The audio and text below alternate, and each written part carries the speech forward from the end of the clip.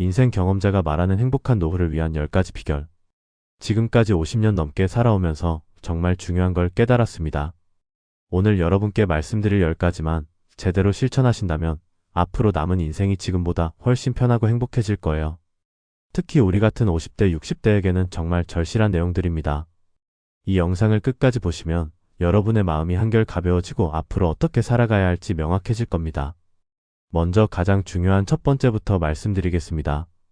건강은 절대로 미루면 안 됩니다. 63세 이순자 씨의 이야기를 들어보세요.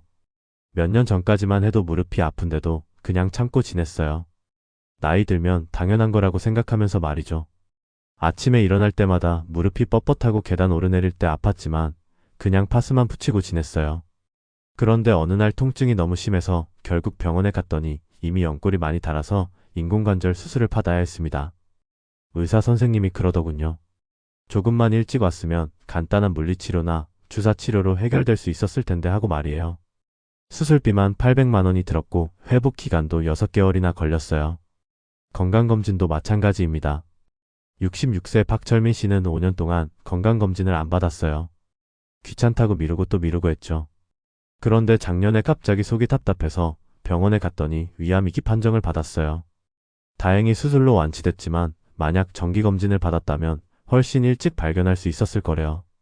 조기에 발견하면 치료도 쉽고 비용도 적게 들어요. 우리나라 국민건강보험공단 통계를 보면 50대 이후 정기검진을 받는 사람이 받지 않는 사람보다 평균 수명이 5년 이상 길고 의료비도 30% 적게 든다고 합니다. 건강은 돈으로도 시간으로도 살 수 없어요. 지금 당장 아픈 곳 있으면 병원 가시고 정기검진 예약도 하세요. 두 번째로 말씀드리고 싶은 건 인간관계입니다. 이제는 숫자보다 진짜 마음을 나눌 수 있는 사람이 중요해요. 58세 박영호 씨 경우를 보세요. 젊을 때는 회사에서 명함을 주고받는 사람이 수백 명이었어요. 신년회, 송년회, 각종 모임에 참석하느라 바빴죠. 그런데 정년퇴직하고 나니까 진짜 연락하고 지내는 사람은 손에 꼽을 정도더군요. 회사에서 알던 사람들은 대부분 업무상 관계였을 뿐이었어요. 오히려 동네에서 만난 등산 모임 친구들이 더 든든한 버팀목이 되었다고 하세요. 매주 토요일 아침 7시에 만나서 함께 산에 오르고 산행 후에는 막걸리 한잔하며 진솔한 이야기를 나눠요. 누가 아프면 병문안도 가고 경조사에도 참석해요. 페이스북 친구가 1000명이어도 소용없어요.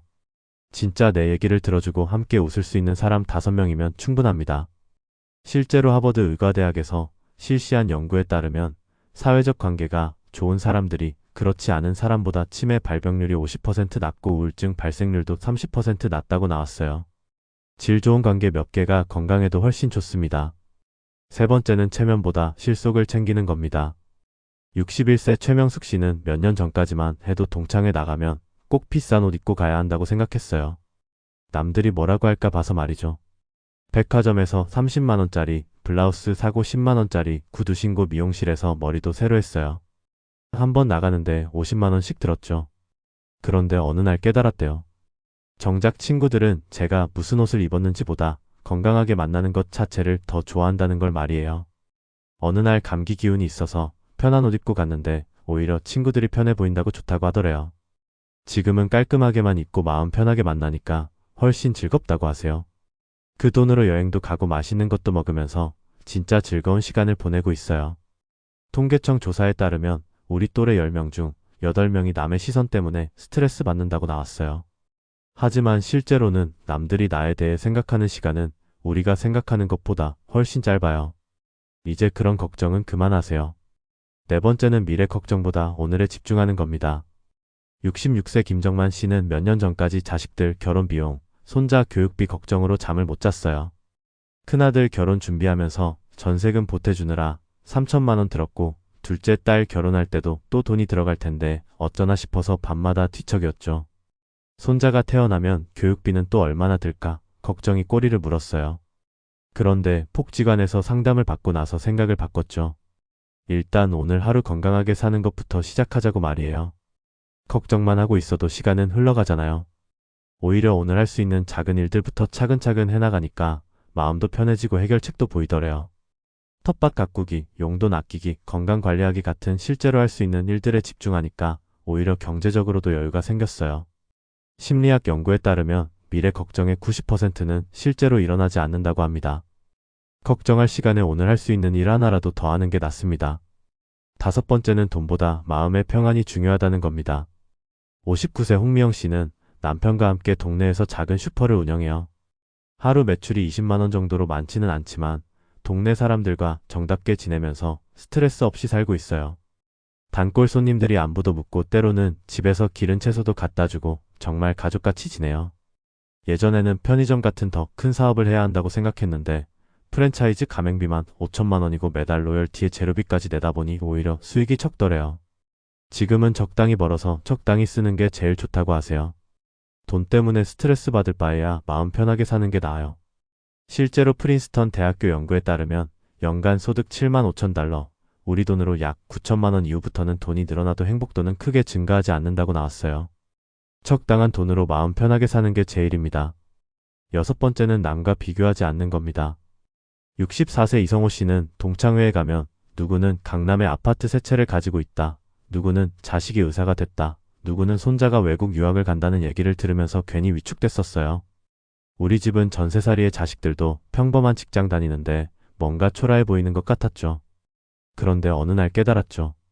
남들은 좋은 얘기만 하지 힘든 얘기는 안 한다는 걸 말이에요.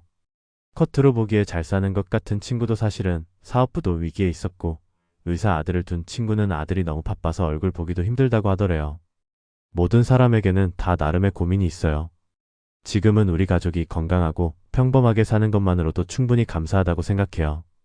아내와 함께 건강하게 산책하고 자식들이 가끔 안부 전화주는 것만으로도 행복합니다. 일곱 번째는 가족과의 시간을 소중히 하는 겁니다. 62세 안정호 씨는 젊을 때 회사 일만 하느라 가족과 시간을 많이 못 보냈어요. 아이들 운동회도 못 가고 생일도 챙기지 못했죠.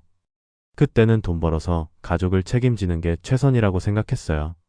그런데 정년 후에 손자와 함께 보내는 시간이 이렇게 소중한 줄 몰랐다고 하세요. 매주 토요일마다 손자와 함께 동네 한 바퀴 산책하는데 그게 일주일 중 가장 행복한 시간이래요.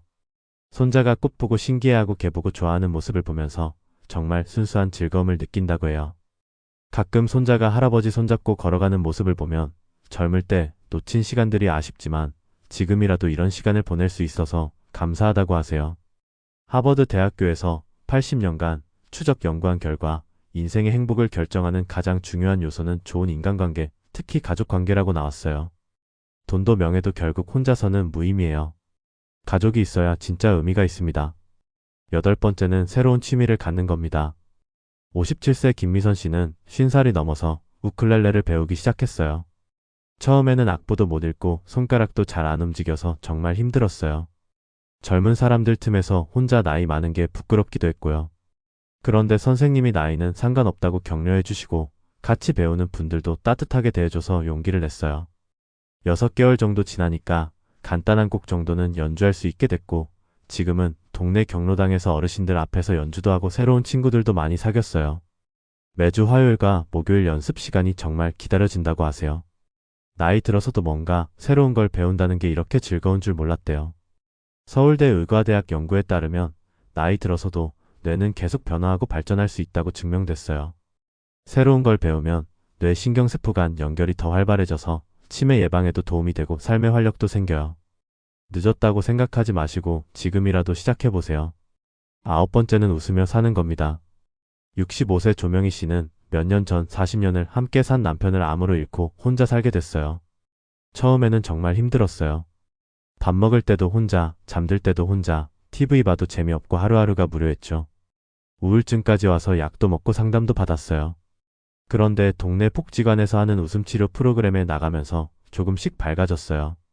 처음에는 억지로 웃는 게 어색했는데 다른 분들과 함께 크게 웃다 보니까 정말 마음도 편해지고 건강도 좋아졌다고 해요. 지금은 웃음치료 프로그램 진행을 도와주면서 다른 어르신들에게도 웃음을 전해주고 있어요. 의학적으로도 웃음은 스트레스 호르몬인 코티솔을 줄이고 면역력을 높이는 엔돌핀을 분비시킨다는 연구 결과가 많이 나와 있어요. 하루에 10분만 웃어도 이 시간 운동한 것과 같은 효과가 있대요. 작은 일에도 웃을 수 있는 마음을 가지세요. 마지막 10번째는 감사하는 마음가짐입니다. 60세 서동욱 씨는 매일 자기 전에 오늘 감사한 일 3가지를 노트에 적어봐요. 처음에는 뭘 적을지 몰랐는데 계속하다 보니까 작은 일에도 감사할 수 있게 됐대요. 아침에 눈 뜬 것, 맛있게 먹은 밥, 가족이 건강한 것, 친구와 나눈 안부 전화까지 모든 게 감사하다고 하세요. 예전에는 불평불만이 많았는데 감사일기를 쓰기 시작한 후로는 마음이 정말 편해졌어요. 같은 상황이어도 긍정적으로 보게 되고 작은 행복들을 발견할 수 있게 됐다고 해요. 캘리포니아 대학교 연구에 따르면 감사일기를 쓰는 사람이 그렇지 않은 사람보다 우울감이 25% 적고 삶의 만족도가 높으며 수면의 질도 좋다고 나왔어요. 감사하는 마음을 가지면 정말 행복해집니다. 정리해서 말씀드리면 이렇습니다. 첫째, 건강은 미루지 말고 지금 당장 챙기세요. 정기검진 받고 아픈 곳 있으면 바로 병원 가세요. 건강이 있어야 모든 게 가능합니다. 둘째, 인간관계는 양보다 질입니다. 진심으로 소통할 수 있는 몇 명의 친구면 충분해요. 깊이 있는 관계가 건강에도 좋습니다. 셋째, 체면보다 실속을 챙기세요. 남 눈치 보느라 스트레스 받을 필요 없어요. 편안한 마음이 제일입니다. 넷째, 미래 걱정보다 오늘 할 수 있는 일에 집중하세요. 걱정은 문제를 해결해 주지 않아요. 실천이 답입니다. 다섯째, 돈보다 마음의 평안이 중요해요. 적당히 있으면 그걸로 충분합니다. 마음의 여유가 진짜 부입니다. 여섯째, 남과 비교하지 마세요. 내 인생은 나만의 속도가 있어요. 남의 인생이 아니라 내 인생을 사세요. 일곱째, 가족과의 시간을 소중히 하세요. 결국 가족이 가장 든든한 버팀목이에요. 가족이 있어서 행복합니다. 여덟째, 새로운 취미를 가져보세요. 배움에는 나이가 없고 뇌 건강에도 좋아요. 지금 시작해도 늦지 않습니다. 아홉째, 매일 웃으며 살아가세요. 웃음은 최고의 명약이에요. 웃는 얼굴에 복이 와요. 열째, 감사하는 마음을 가지세요. 작은 것에도 감사할 수 있으면 행복해져요. 감사가 행복의 시작입니다. 이 10가지만 실천하셔도 남은 인생이 지금보다 훨씬 편하고 행복해질 거예요. 오늘부터 하나씩 시작해보세요. 여러분의 인생이 더욱 빛나길 바랍니다.